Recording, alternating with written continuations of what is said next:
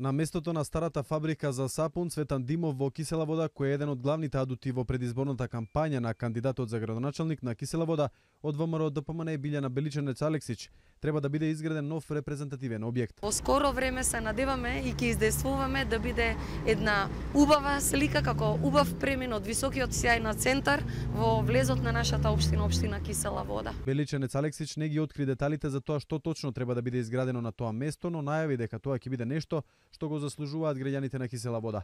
Министерот за транспорт и врски го поддржа овој проект и рече дека во брзо време треба да бидат расчистени имотно-правните односи, бидејќи објектот е во постапка за денационализација. Исто така постојат правни можности во Законот за градење, овој објект, она што е склонно уривање, да биде отстрането и потоа во текот на постапка да се реализира еден репрезентативен објект.